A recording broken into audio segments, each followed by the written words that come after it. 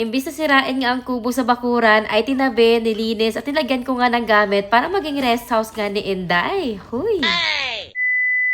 Ito nga ang pinagkakaabalahan namin ngayong araw at may bago na namang ang project dito na gagawin sa aming bakuran. Gawa nga, napapagandahin nga namin ng very light itong harap nga ng bahay. Huy! Nasa may gitna kasi nakatayo itong kubo kaya kailangan nga naming alisin pero imbis na sirain ay itatabi na lang nga namin para gawing rest house ni Inday. Huy! May bahay na may kubo pa. Ay, for the go! Nasasayangan kasi ako lalo na't ang tagal na nga ng kubo na to sa amin. Marami kami naging memories dito at ito yung kauna-unahang bahay nga na naipatayo namin dito sa Pampanga. Wala lang nga kami masyadong kuha sa kubo na ito dahil di naman nga uso sa amin dati yung mag-post nung wala pang pandemic. Nakakangalay din pala habang pinapanood mo silang nagbuhat. Hoy!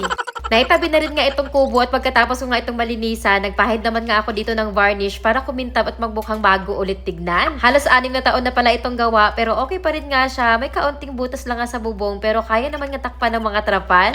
Bali, papahiran muna nga ito ng varnish dito sa loob at labas nga ng kubo. Pagkatapos ay antayin ko muna matuyo nga itong aking pinahid. Malaki din pala itong kubo, may sariling sala at meron din nga siya sariling kwarto na naka-double deck pa. At dako na nga tayo sa pinaka-exciting part, ang maglagay na nga ng mga kaniknikan design dito sa magiging rest house ni Inday. Natuyo na rin nga ang varnish at ang una kong ang kaniknikan na nilagay dito ay itong kortina. Tapos kumuha lang nga ako ng kumot na isasapin ko naman nga dito sa upuan. Papalitan ko na lang nga ito dahil ginupit ko na nga para sumakto lang sa paglalagyan. Dinikit ko na nga gamit yung glue stick para pag may magnet nga yung uupo ay di basta didikit sa puwet. Huy!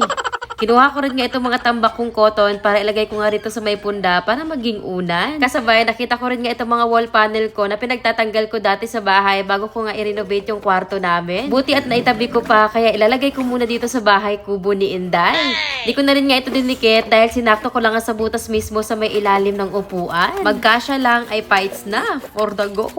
Dagdag kaniknikan design ko nga rito ay magsabit ka nitong mga artificial flowers. At bago magpatuloy sa pag-aayos para mapagandang ang kubo na ito ay inom muna nga tayo ng barley para with spirulina. May nag-feedback din nga na simula nga na uminom siya nito ay umayos nga ang pagbabawas niya unlike dati na ilang araw pa ang pagtitiis bago makapagbawas gawa nga na constipated nga si ate. Nakakatulong kasi ito na may labas nga yung mga toxins sa ating katawan kaya pwede rin nga sa may mga gallstone, acidic o may PCOS. Tumabi na rin nga si Mark at nakikihingi nga ng barley para with spirulina. Huy! 100 grams na nga sa isang pack nito na 40 hanggang 50 kabasong timplahan na at pag bumili ka pa ng 4, may libre kang isang pack. Bali 5 pack lahat ang inyong makukuha. FDA approved din nga ito kaya safe inumin. Go! Tapos kumuha rin nga ako ng mga ibang artificial leaves sa bodega. Naisip ko kasi nasabitan ko nga itong sa may bubungan nga ng kubo. At inikot-ikot ko lang nga dito ang mga dahon. Kumbaga may tumutubo na agad kahit di pa nagtanim. Huy!